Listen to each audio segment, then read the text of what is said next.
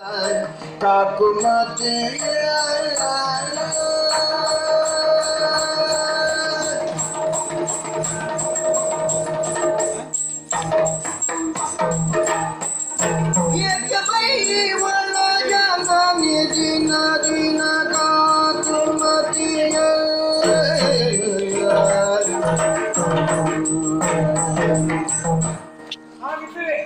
ನನ್ನ ತಂದೆ ತಾಯಿಗಳು ನನ್ನನ್ನ ಯಾಕೆ ಈ ರೀತಿಯಾಗಿ ನೋಡಿಕೊಳ್ತಾ ಇದ್ದಾರೆ? ಅಪ್ಪನನ್ನ ಮಾತನಾಡಿಸೋಣ, ಅಪ್ಪನಲ್ಲಿ ಸಿಕ್ಕಿದ್ದಾಗಿ ಭಾವಿಸಿ ಅಪ್ಪನ ಎಡಗಾಲಿಂದ ತೆಗೆದು ಬರೆಯುತ್ತಾರೆ. ಇನ್ನು ಅಪ್ಪನಲ್ಲಿ ಸಿಕ್ಕದಂತಹ ಪ್ರೀತಿ ವಾತ್ಸಲ್ಯ ಮಮತೆ ಎನ್ನುವುದು ಅಮ್ಮನಲ್ಲಿ ಸಿಕ್ಕಿತು ಎನ್ನುವುದಾಗಿ ಅಮ್ಮನ ಅಂತಃಪುರಕ್ಕೆ ಹೋದರೆ ಅಮ್ಮ ಮುಖವನ್ನ ನೋಡುವುದಕ್ಕೂ ಮನಸ್ಸು ಮಾಡುವುದಿಲ್ಲ. ಹಾಗಿದ್ದರೆ ಈ ಕಂಸನಲ್ಲಿ ಯಾವುದಕ್ಕೆ ಕೊರತೆ ಇದೆ ಸ್ವಾಮಿ? ನೋಡ್ಲಿಕ್ಕೆ ಈ ಕಂಸ ಕುರೂಪಿಯ? ನೋಡ್ಲಿಕ್ಕೆ ನಾನು ಚೆನ್ನಾಗಿಲ್ವ ಸ್ವಾಮಿ? ಹಾಗಿದ್ರೆ ಯಾಕೆ ಇನ್ನು ಈ ಮಧುರೆಯನ್ನ ಆಡುವುದಕ್ಕೆ ಬೇಕಾಗಿರುವುದು ಯಾವುದು? ಸಾಮರ್ಥ್ಯದ ವಿಷಯದಲ್ಲಿ ನನಗ ಏನು ಮಲ್ಲ ವಿದ್ಯೆಯನ್ನ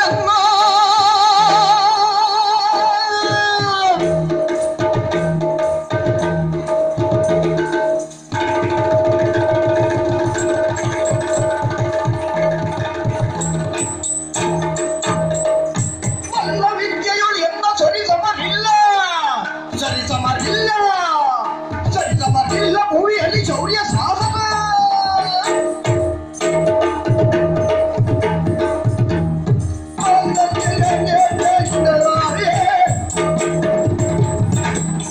ಇನ್ನು ಈ ಮದುವೆಯನ್ನು ಆಳುವುದಕ್ಕೆ ಬೇಕಾಗಿರುವುದು ಪರಾಕ್ರಮ ಎನ್ನುವುದು. ಪರಾಕ್ರಮದಲ್ಲಿ ಕಂಸನಿಗೆ ಯಾರಿದ್ದಾರೆ ಸರಿ ಸಮಾನರು? ಮಲ್ಲ ನಿಶ್ಚಯರು ಎನ್ನನ್ನ ಹಿಂದಿಕ್ಕುವ ಬಲುಬಟನಿರುವವರು ಯಾರಿರಬಹುದು? ಈ ಭೂಮಿಯಲ್ಲಿ ಯಾರೂ ಇಲ್ಲ. ಸಕಲ ಶಾಸ್ತ್ರ ವಿದ್ಯೆಗಳನ್ನ ಕಲಿತವರಿದ್ದೇನೆ. ಅಂತಹದರಲ್ಲಿಯೂ ಈ ರೀತಿಯಾಗಿ ನನ್ನನ್ನು ನೋಡಿಕೊಳ್ಳುತ್ತಾರೆ ಅಂತಾದರೆ ಈ ಕಂಸ ಈ ಮಧುರೆಯಲ್ಲಿ ಬದುಕಿ ಏನು ಪ್ರಯೋಜನವೇ ಇಲ್ಲ. ಬದುಕುವುದಕ್ಕಿಂತ ಸಾಯುವುದೇ ಸುರುವುದಾಗಿ ತೀರ್ಮಾನವನ್ನ ಮಾಡಿದವನು ಏನು ಮಾಡಲಿ? ಜಯ ನಮೋ ನಾರಾಯಣ ನಾರಾಯಣ ಜಯ ನಮೋ ನಾರಾಯಣ ದುರಿತ ನಿವಾರಣ ಭವಭಯಹರಣ ದುರಿತ ನಿವಾರಣ ಭವಭಯಹರಣ ಜಯ ನಮೋ ನಾರಾಯಣ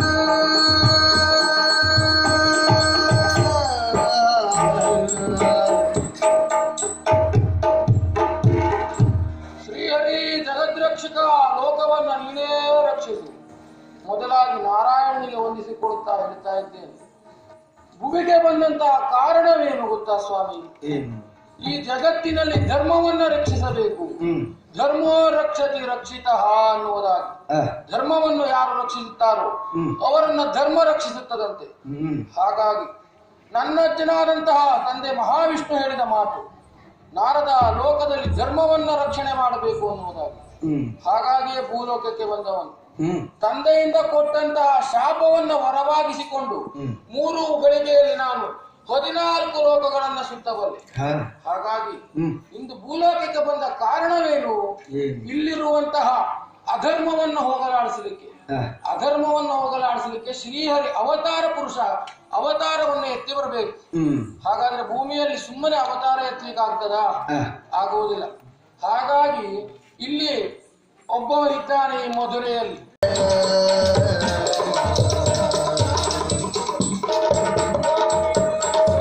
ಪ್ರಣಾಮಗಳು. ಒಳ್ಳೆಯದಾಗಲಿ.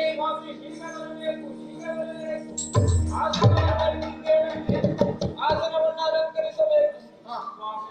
ನೀವು ದೂರದಿಂದ ಬಂದವರು, ಧ್ವನಿವಾಗಿರ್ತದೆ. ನಿಮಗೆ ಯಾವ ರೀತಿಯ ಉಪಚಾರಗಳು ಬೇಕು ಅದನ್ನ ಈ ಕಂಸನಲ್ಲಿ ಕೇಳಿ ಪಡೆಯಬಹುದು ಸ್ವಾಮಿ. ಒಂದು ಮಾತು ಕೇಳಿ ನೀವು ಎಲ್ಲಿಗೂ ಯಾರಲ್ಲಿಯೂ ಹೋಗುವವರಲ್ಲ, ಹೋದವರು ಅಲ್ಲ.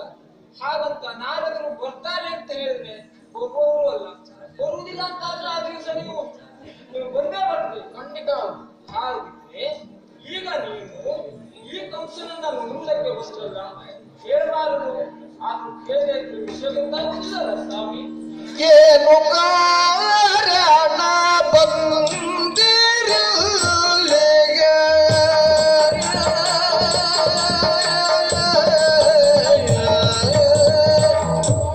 ಏನು ಕಾರಣ ಬಂದಿರಲಿಗೆ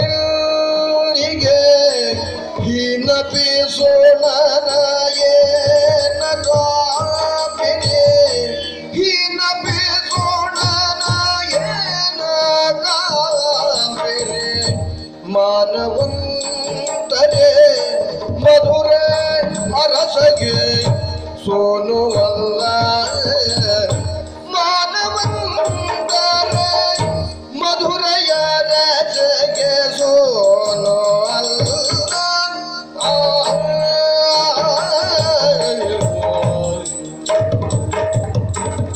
ಸ್ವಾಮಿ ನಾರದರೆ ನೀವು ಈಗ ಈ ಕಂಸನನ್ನ ನೋಡುವುದಕ್ಕೆ ಇಲ್ಲಿಯವರೆಗೆ ಬಂದಿದ್ದೇವೆ. ಬಂದವರನ್ನ ಕೇಳಬಾರದು. ಆದ್ರೂ ನೀವು ಬರಬೇಕಿತ್ತು ಯಾರನ್ನ ನೋಡುವುದಕ್ಕಾಗಿ. ಯಾರನ್ನ? ನಮ್ಮಪ್ಪ ಉಗ್ರಸೇನರನ್ನ ನೋಡುವುದಕ್ಕೆ ನೀವು ಬರಬೇಕಿತ್ತು. ಆದ್ರೆ ಈಗ ನೀವು ಬಂದಿರುವುದು ಈ ಕಂಸನನ್ನ ನೋಡುವುದಕ್ಕೆ. ಈ ಮಧುರೆಗೆ ಈ ಕಂಸ ಯಾರು ಸ್ವಾಮಿ? ಯಾರು? ಈ ಕಂಸನನ್ನ ನೋಡುವುದಕ್ಕೆ ನೀವು ಬಂದಿದ್ದೀರಲ್ಲ, ನನ್ನನ್ನ ನೋಡಿ ನಿಮಗಾಗುವ ಪ್ರಯೋಜನವಾದರೂ ಏನು ಸ್ವಾಮಿ? ಹೀನ ಪಿಸುಡನಾಗಿ ಈ ಮಧುರೆಯಲ್ಲಿ ಬದುಕುತ್ತಾ ಇದ್ದೇನೆ ಸ್ವಾಮಿ. ಯಾವುದಕ್ಕೂ ಬೇಡದ ರೀತಿಯಲ್ಲಿ ಯಾರೂ ನನ್ನನ್ನ ನೋಡುವವರಿಲ್ಲ, ಕೇಳುವವರಿಲ್ಲ. ಕಂಸನ ಒಂದು ಯೋಗಕ್ಷೇಮನ ವಿಚಾರ ಮಾಡೋರೇ ಈ ಮಧುರೆಯಲ್ಲಿ ಇಲ್ಲ. ತಾನಂತಹದರಲ್ಲಿ ನೀವು ನನ್ನನ್ನು ನೋಡುವುದಕ್ಕಾಗಿ ಇಲ್ಲಿಯವರೆಗೆ ಬಂದಿದ್ದೀರಲ್ಲ, ಬಹಳ ಆಶ್ಚರ್ಯವಾಗ್ತಾ ಇದೆ ಸ್ವಾಮಿ. ಅಲ್ಲಿ ಯಾಕೆ ಬಂದಿರಿ ಸ್ವಾಮಿ? ಕಂಸ ಏನಯ್ಯ ಕಂಸ ಏನಯ್ಯ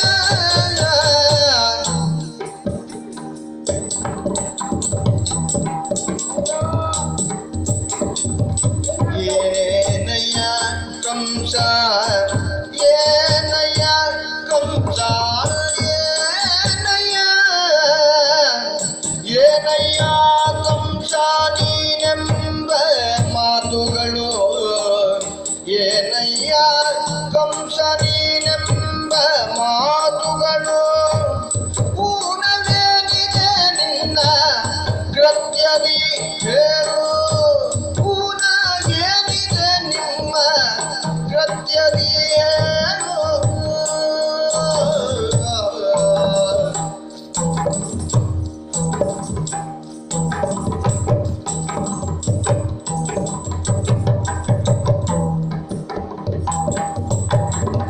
ಏನು ಕಾರಣ ನಿನ್ನ ಬೇಗುದಿಗೀಗ ಏನು ಕಾರಣ ನಿನ್ನ ಬೇಗುದಿಗೀಗ ಪಾನುತೇಜನ ಜನ್ಮಲೋಕದ ಯೋಗ ಪಾನುತೇಜನ ಜನ್ಮ ಲೋಕದ ಯೋಗ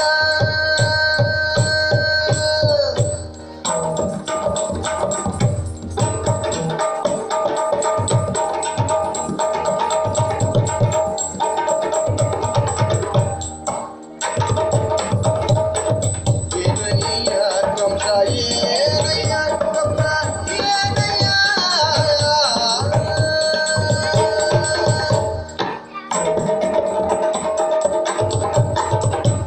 ಸ್ವಾಮಿ ನಾರದರೆ ಅಯ್ಯ ಕಂಸ, ಯಾಕೆ ಬದುಕಬೇಕು ಈ ಕಂಸ? ನೀನು ಹೇಳ್ತಾ ಇದ್ದೀಯ ಹೌದು ಹೀನ ಪಿಸುಡ ಎನ್ನುವುದಾಗಿ. ಹ್ಮ್ ಅಯ್ಯ ಕಂಸ, ನೀನ್ ಹೇಳುವ ಮಾತನ್ನ ಕೇಳ್ತಾ ಇದ್ದೆ. ಏನುಂಟ ನಿನ್ನಲ್ಲಿ? ಆಶ್ಚರ್ಯವಾಗ್ತದೆ ಹೇಳುವ ಮಾತನ್ನ ಕೇಳಿ. ಏನುಂಟು ನಿನ್ನಲ್ಲಿ ಊನ ಅನ್ನೋದು? ನೀ ಮಾಡುವ ಕೃತ್ಯದಲ್ಲಿ ಏನಾದ್ರೂ ಊನ ಉಂಟೇನೋ? ಯಾಕೆ ಸ್ವಾಮಿ ನೀವೊಬ್ಬರೇ ನನ್ನ ತಿಳಿದವರ ರೀತಿಯಲ್ಲಿ ಮಾತನಾಡ್ತಾ ಇದ್ದೀರಿ? ಆ ಸಹಸ್ರ ಸೂರ್ಯನ ಪ್ರಭೆಯನ್ನು ಹೊಂದಿದ ನೀನು ಇಂದಿನ ದಿವಸ ಏನೇನು ನಿನ್ನ ಬೇಕು ಏನ್ ಹೇಳ್ತಾ ಇದ್ದೀಯ? ಹೀನ ಪಿಸುಡ ಎನ್ನುವುದಾಗಿ. ಹೌದು ಸ್ವಾಮಿ. ಹಾಗಾದ್ರೆ ಕಂಸ, ಈ ಮದುವೆಗೆ ನೀನು ಯಾರು? ಮಧುರೆಯ ಯುವರಾಜನಲ್ಲವೇ ನೀನು ಮಧುರೆಯ ಯುವರಾಜನಲ್ಲವೇ ನೀನು ಹೌದು ಕಂಸ. ಯದುಕುಲ ಪ್ರಣಿಗೇನು ಹಿರಿಮೆಯದೇನು ಯದುಕುಲ ಪ್ರಣಿಗೇನು ಹಿರಿಮೆಯದೇನು 14 ಲೋಕ 14 ಲೋಕದ ಜೀವರಾಶಿಗಳು ಬೆದರಿದೆ ಕೀರ್ತಿ ವಿಕ್ರಮಕಾದಿ ಕೇಳು ಬೆದರಿದೆ ಕೀರ್ತಿ ವಿಕ್ರಮಕಾದಿ ಕೇಳು ಅಯ್ಯ ಕೋಶ, ಇಷ್ಟೆಲ್ಲ ಹೇಳ್ತಾ ಇದ್ದೀಯಲ್ಲ, ಹಾಗಾದ್ರೆ ಆ ಸಹಸ್ರ ಸೂರ್ಯನ ಪ್ರಭೆಯನ್ನು ಹೊಂದಿದಂತಹ ನೀನು ಇಂದಿನ ದಿವಸ ಏನೇ ನೀನು ಬೇಗುದಿ? ಇಷ್ಟೆಲ್ಲ ಹೇಳಲಿಕ್ಕೆ ಈ ಮಧುರೆಗೆ ನೀನು ಯಾರು ಅನ್ನುವುದು ನಿನಗೆ ತಿಳಿದಿಲ್ವೇನೋ? ನಾನು ಯಾರು ಸ್ವಾಮಿ? ಮೊದಲೇ ಯುವರಾಜನಲ್ಲವೇನೋ ನೀನು? ಮುಂದೆ ಯುವರಾಜನಾಗುವ ನೀನು. ಹಾಗಾಗಿ ಆಗಿರುವಾಗ ಯಾವುದೇ ನಿನ್ನ ಬೇಗುದಿ? ಯಾಕೆ ಈ ತರ ಬೇಗುದಿ? ಆದ್ರೆ ಈ 14 ಲೋಕದಲ್ಲಿ ನಿನ್ನ ಕೀರ್ತಿಯನ್ನ ಕೇಳಿ ನಿನ್ನ ಭುಜಬಲ ಪರಾಕ್ರಮವನ್ನ ಮಲ್ಲಯುದ್ಧ ಪ್ರವೀಣ ಅನ್ನುವುದಾಗಿ ಜೀವರಾಶಿಗಳೆಲ್ಲ ಗಡಗಡನೆ ನಡುಗುತ್ತಾ ಇದೆ. ಆದರೆ ಇಂದಿನ ದಿವಸ ನಿನ್ನ ನೋಡ್ತಾ ಇದ್ದೇನೆ, ಏನಿದೆ ನಿನ್ನ ಬೇಗುದಿ? ನೀವು ಹೇಳ್ತಾ ಇದ್ದೀರಿ ಸ್ವಾಮಿ, ಹೌದು. 14 ಲೋಕಗಳು ನನ್ನ ಕೀರ್ತಿ ಪತಾಕೆ ನಾನು ಬೆದರ್ತಾ ಇವೆ ಎನ್ನುವುದಾಗಿ. ಅವು ಬೆದರಿ ಏನು ಪ್ರಯೋಜನ? ಬೆದರಾಲೆ ನಿಜ ಜಗವು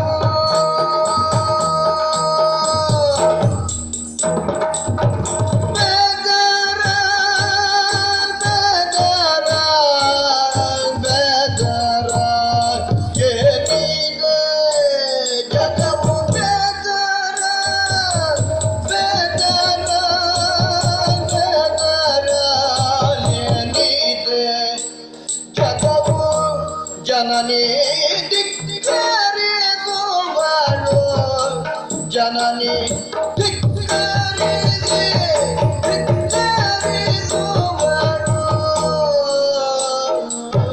ವಾದೇವ ವಾದೇವ ವಾದೇವ ಎನ್ನಯ ಪಿತರು ಮದಧನ್ವಯುತನು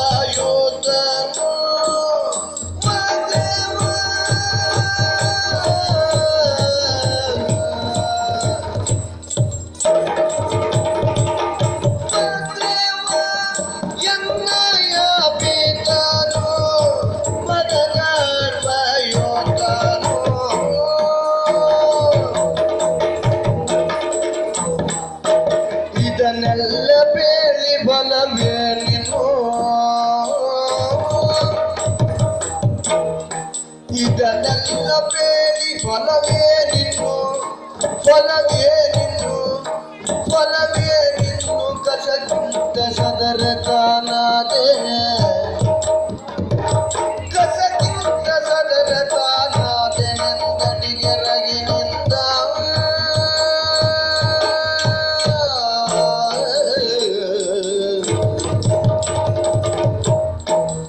ಸ್ವಾಮಿ, ಅಯ್ಯ ಕಂಸ, 14 ಲೋಕಗಳು ಬೆದರಿ ಏನು ಪ್ರಯೋಜನ? ಇನ್ನೊಮ್ಮೆ ಕಾರಣವ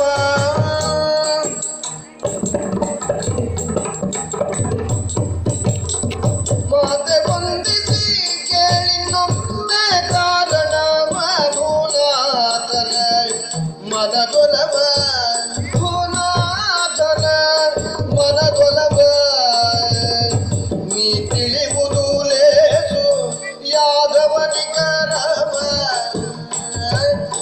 ನೀ ತಿಳಿಯುವುದು ಲೇಸು ಯಾದವನಿಕರವ ಪ್ರೀತಿಯಿಂದಿರಲು ಹೇಳು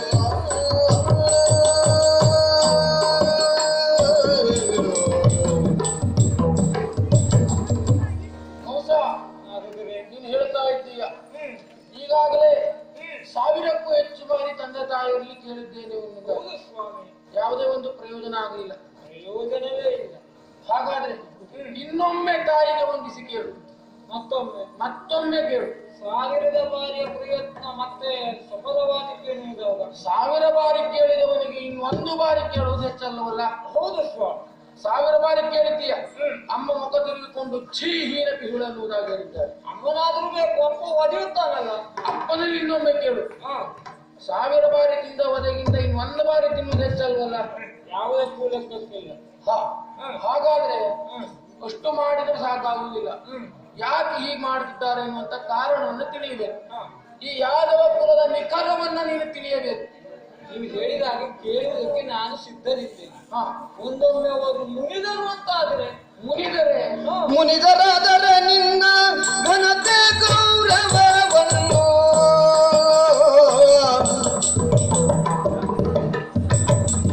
ಮುನಿದರಾದರೆ ನಿನ್ನ ಘನತೆ ಗೌರವವನ್ನು ತ್ರಣ ಸಮ ಮಾಡಿದರೆ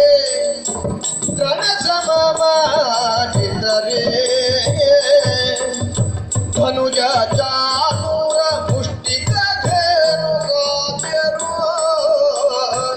ಧನುಜ ಚಾನೂರ ಮುಷ್ಟಿಕ ಧೇನುಗಾದ್ಯರು ನಿನಗಾಗಿ ಬದುಕಿಲ್ಲವೇ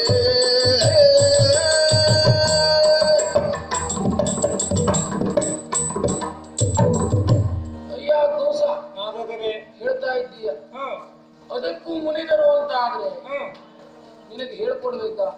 ಏನು ಮಾಡ್ಬೇಕು? ನಿನ್ನ ಆಡಳಿತಕ್ಕಾಗಿ ಕಾಯ್ತಾ ಇದ್ದಾರೆ ಜನ. ಉಗ್ರಸೇನನ ಆಡಳಿತಕ್ಕಾಗಲ್ಲ. ರೇಣುಕ, ಮುಷ್ಟಿಕ, ಪ್ರಲಂಬ ಇತ್ಯಾದಿ ಅಸುರರು ಕಂಸ ಇನ್ನು ರಾಜನಾಗಿ ಬರ್ತಾನೆ ಎನ್ನುವುದಾಗಿ ನೀನಿನ್ನು ಇಲ್ಲೇ ಇದ್ದೀಯ. ಉಗ್ರಸೇನನ ಆಡಳಿತಕ್ಕಾಗಿ ಇದ್ದವರು ಅಲ್ವಾ ಅವರೆಲ್ಲ? ಕಂಸನ ಆಡಳಿತವನ್ನ ನೋಡಬೇಕು. ನಮ್ಮೊಡೆಯ ಕಂಸ ಅನ್ನುವುದಾಗಿ ಹಾಹಾಕಾರವನ್ನು ಮಾಡ್ತಾ ಇದ್ದಾರೆ, ಜಯಘೋಷವನ್ನು ಮಾಡ್ತಾ ಇದ್ದಾರೆ. ಹಾಗಿದ್ರೆ ಓದಲ್ಲ ಧನಗೋಸ್ಕರ ಅವರನ್ನೆಲ್ಲ ಕಟ್ಟಿಕೊಂಡು ನೀನು ರಾಜ್ಯವನ್ನ ಆಳ್ಬೇಕು. ರಾಜ್ಯವನ್ನ ಆಳ್ಲಿಕ್ಕೆ ನಮ್ಮ ತಂದೆಯವರಾದಂತಹ ಉಗ್ರಸೇನ ಪಟ್ಟವನ್ನು ಅಲಂಕರಿಸಿ ಕುಳಿತಿದ್ದಾರಲ್ಲ, ಅವರನ್ನೆಲ್ಲ ಇನ್ನೊಮ್ಮೆ ಕೇಳಿದವಾಗ ಅವರು ಸಫಲತೆಯನ್ನು ಹೊಂದಲಿಲ್ಲ ಅಂತ ಆದ್ರೆ ಅವ್ರು ಹೇಳಲಿಲ್ಲ ಕಾರಣವನ್ನು. ಇಂಥ ತಂದೆ ತಾಯಿಗಳನ್ನ ಕಾರಾಗೃಹಕ್ಕೆ ಕಟ್ಟುವಷ್ಟು ನೀಚನ ಈ ಕಂಸ. ಒಟ್ಟು ನೀನು ಕಾರಾಗೃಹ ಕಟ್ಟುತ್ತಿದ್ದೀಯಷ್ಟೇ, ಯಾವುದೇ ಒಂದು ರೀತಿಯಾಗಿ ಅವರಿಗೆ ಶಿಕ್ಷೆಯನ್ನು ಕೊಟ್ಟ ಹಾಗಾಗಲಿಲ್ಲ. ಯಾಕೆ? ನಿನ್ನ ಘನತೆ ಗೌರವಗಳಿಗೆ ಕುಂದು ಬರಬಾರದು ಎನ್ನುವುದಕ್ಕಾಗಿ ಸಾಧಿಸಬೇಕು, ಸಾಧನೆಯನ್ನ ಮಾಡಬೇಕು. ಸಾಧನೆಯತ್ತ ಹೋಗಬೇಕು ಅಂತ ಆದ್ರೆ ಕಾಲಿಗೆ ಸಿಕ್ಕ ಮುಳ್ಳು ಕಡ್ಡಿಯನ್ನ ಬರಿಯಲ್ಲಿ ಹಾಕಿ ಹೋಗ್ಬೇಕು. ಹಾಗಿದ್ರೆ ಮುಳ್ಳಿನೋಪಾದಿಯಲ್ಲಿದ್ದಾರೆ ಅವರೀಗ. ಹಾಗಾಗಿ ಅವರನ್ನ ಕಾರಾಗೃಹಕ್ಕೆ ತಳ್ಳಿ ಇನ್ನು ಮುಂದೆ ಆ ರೇಣುಕ, ಮುಷ್ಟಿಕ, ಪ್ರಲಂಬಾದೇಶರನ್ನ ಒಳಗೊಂಡು ನೀನು ದಿಗ್ವಿಜಯವನ್ನ ಸಾಧಿಸಿ ಮಹಾರಾಜನಾಗಿ ಶೀಘ್ರವಾಗಿ ಮೇಲೆ ಬಾ. ಅಲ್ಲಿ ಕಾಣ್ತದೆ ಇನ್ನ ಶೀಘ್ರವಾಗಿ ಮೇಲೆ ಬಾ.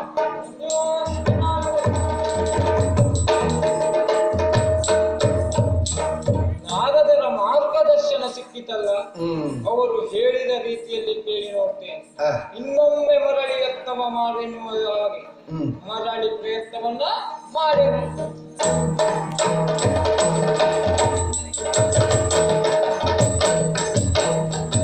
ಮಧುರ ಮಹೇಂದ್ರ ನಾನು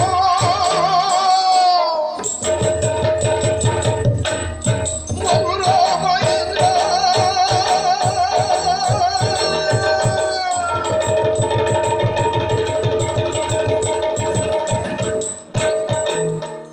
ಮಧುರ ಮಹೇಂದ್ರ ನಾನು ಮಧುರ ಮಹೇಂದ್ರ ನಾನು ಮಧುರ ಮಹೇಂದ್ರ ನಾನು ಸಚಿವಾಪ್ತ ಚದುರನ ಕ್ರೂರ ನಿಹನು ಚತುವಾಪ್ತ ಚದುರನ ಕ್ರೂರ ನಿಹನು ಪದಗಾಲ ದಿಗ್ವಿಜಯಕ್ಕೆ ನರಹಿಯರ್ಯುತ ಸೇನೆ ಬರಲಿಗಾರ್ಗೆ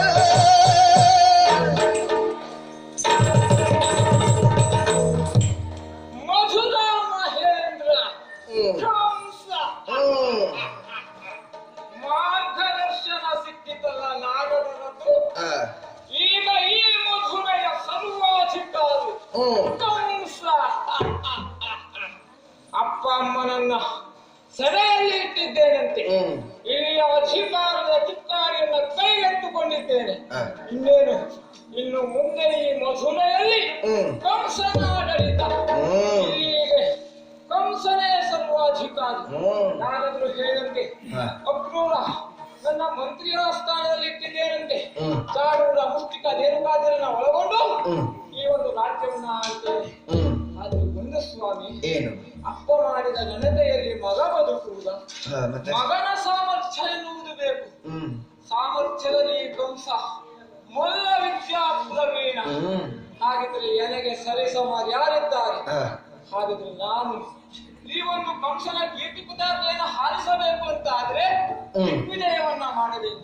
ದಿಗ್ವಿಜಯವನ್ನ ಯಾರ್ಯಾರಲ್ಲೂ ಮಾಡುವುದಕ್ಕೆ ಓರ್ವ ವ್ಯಕ್ತಿ ಇದ್ದಾನೆ. ಹಾಗಾದ್ರೆ ಅವನಲ್ಲಿ ಹೋಗಬೇಕು ಅಂತ ಮೊದಲು ಮಾಡಬೇಕಾದ ಸಹಿಸೇನೋ ಜಾಲವನು ನೃಪವರರ ರಸಿದ ಮಲ್ಲ ಯುದ್ಧದಿ ದುರ ವಿಜಯ ಮಗನೇಂದ್ರ ನೋಡಲಿರುವುದ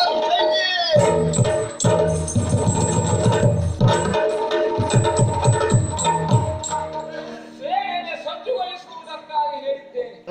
ಎಲ್ಲ ಸೇನೆಯನ್ನ ಕೂಡಿಕೊಂಡು ಪೂರ್ವನಿದ್ದಾನಲ್ಲ ಮಗಧದ ಅಧಿಕಾರಿ ಜರಾಸಂಧ ಅವನನ್ನೇ ಕೆಳಕುತ್ತೇನಂತೆ. ಎಲ್ಲರನ್ನ ಗೆದ್ದು ಚಿಕ್ಕದಿಂದ ಮೆರೆಯುತ್ತಾ ಇದ್ದಾನೆ. ಅವನನ್ನ ತುಳುಕಿ ಈ ಕಂಸನ ದಿಗ್ವಿಜಯವನ್ನು ಪೂರ್ಣಗೊಳಿಸುತ್ತೇನೆ. ಇನ್ನು ಏನು ಈ ಅಧಿಕಾರವನ್ನ ಅಕ್ರೂನಿಗೆ ಇಟ್ಟಿದ್ದೇನಂತೆ.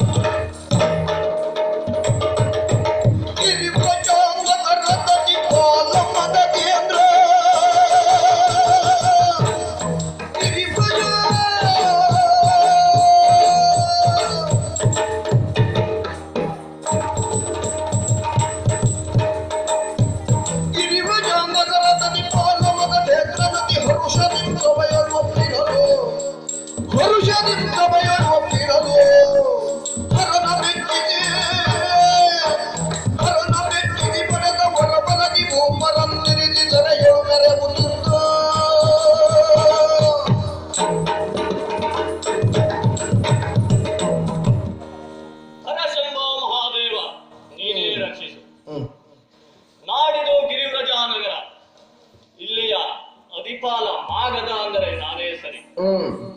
ಸ್ವಾಮಿ, ಮಾಗಧನ ಜೀವನ ಎನ್ನುವಂಥದ್ದು ಬಹಳ ವಿಚಿತ್ರ.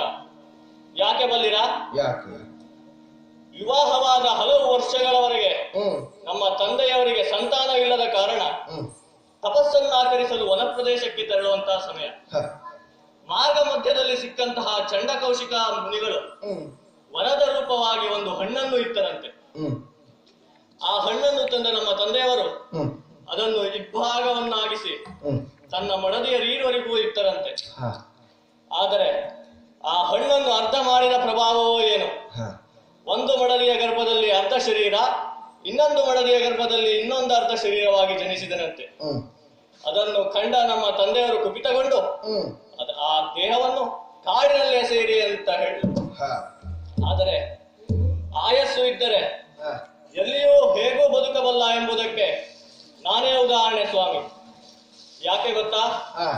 ಆ ವನಪ್ರದೇಶದಲ್ಲಿ ಸಂಚರಿಸುತ್ತಿದ್ದಂತಹ ಘೋರ ರಕ್ಕಸಿಯಾದಂತಹ ಜರೆ ಎನ್ನುವವಳು ಆ ಎರಡೂ ದೇಹವನ್ನು ಕಂಡು ಅದನ್ನು ಸಂಧಿಸಿದಳು. ಅವಳು ಸಂಧಿಸಿದ ತಕ್ಷಣ ಆ ದೇಹಕ್ಕೆ ಜೀವ ಎನ್ನುವುದು ಬಂತು. ಆದ ಕಾರಣ ಈ ಮಾಗಧನಿಗೆ ಜರಾಸಂಧ ಎಂತಲೂ ಕರೆಯುತ್ತಾರೆ. ಇನ್ನು ಈ ಮಾಗಧನ ಶೌರ್ಯ ಪರಾಕ್ರಮವನ್ನು ನೋಡುವುದಾದರೆ ಮಲ್ಲ ಯುದ್ಧದಲ್ಲಿ ನನ್ನ ಸರಿಸಮರು ಇನ್ನೊಬ್ಬರಿಲ್ಲ. ಇನ್ನು ಮಾಗಧನು ಹರನನ್ನು ಮೆಚ್ಚಿಸಿ ವರಬಲವನ್ನು ಪಡೆದು ಆ ವರದ ಪ್ರಭಾವದಿಂದಾಗಿ ಭೂಮಿಯಲ್ಲಿನ ಅನೇಕ ಭೂಪಾಲರನ್ನು ಬಂಧಿಸಿ ಸೆರೆಯಲ್ಲಿ ಇರಿಸಿದ್ದೇನೆ. ಇನ್ನು ಕೌಟುಂಬಿಕವಾಗಿ ನೋಡುವುದಾದರೆ ಗಂಡು ಮಕ್ಕಳು ಇಲ್ಲ ಎನ್ನುವ ಕೊರತೆ ನನಗಿಲ್ಲ ಸ್ವಾಮಿ. ಮತ್ತೆ ಉಭಯರಿರೋರು ಹೆಣ್ಣು ಮಕ್ಕಳು. ಹ್ಮ್ ಗಂಡು ಮಕ್ಕಳು ಉಪಾಧಿಯಲ್ಲಿ ಗಳಿಸಿದ್ದೇನೆ. ಹ್ಮ್ ಸಕಾಲದಲ್ಲಿ ಶಸ್ತ್ರಶಾಸ್ತ್ರ ವಿದ್ಯೆಗಳನ್ನು ಗುರುಕುಲದಲ್ಲಿ ಗುರುಮುಖೇನವಾಗಿ ಕಲಿತು ಅರಮನೆಯನ್ನು ಬಂದು ಸೇರಿದವರಾಗಿದ್ದಾರೆ. ಹ್ಮ್ ಇನ್ನು ಎಂದಿನಂತೆ ಓಲಗವನ್ನು ಇಟ್ಟಿದ್ದೇನೆ. ಹ್ಮ್ ಓಲಗನಲ್ಲಿ ವಿಶೇಷವಾದ ಸಮಾಚಾರಗಳು ಯಾವುದು ಕಾಣುತ್ತಾ ಇಲ್ಲ. ಹ್ಮ್ ಆದ ಕಾರಣ ಓಲಗವನ್ನು ವಿಸರ್ಜಿಸಿ ಅಂತಃಪುರದತ್ತ ತೆರಳುತ್ತೇನೆ ನೋಡೋಣ.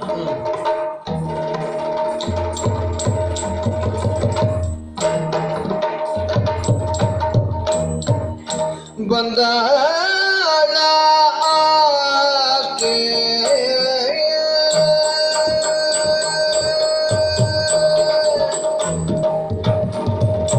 ಬಂದಾಳ ಆಸ್ತಿ ಬಂದಾಳ ಆಸ್ತಿ ಪ್ರಪತನುಜ ಯೌವನವಂತೆ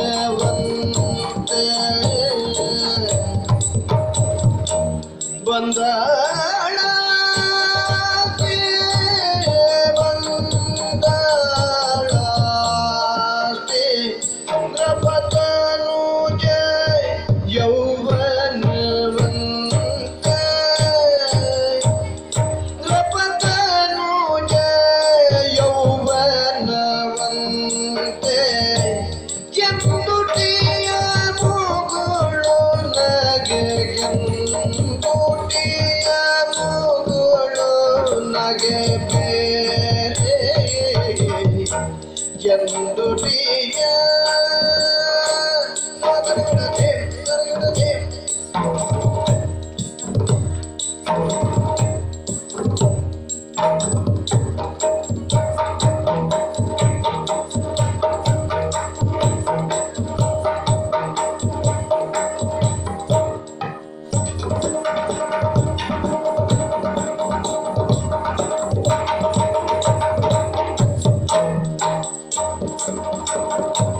ಎಂದುಟಿಯ ಮುಗುಳು ನಗೆ ಬೇರೆ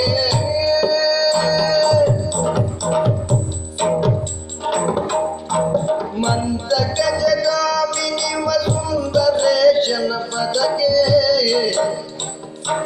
ಮಂದ ಗಜಗಾಮಿನಿ ಸುಂದರೇಶನ ಪದಕ್ಕೆ ವಂದಿಸಲು ಸೆಳೆದಪ್ಪು ಚಂದ ಪದಕ್ಕೆ ವಂದಿಸಲು ಸೆಳೆದಪ್ಪು ಚಂದ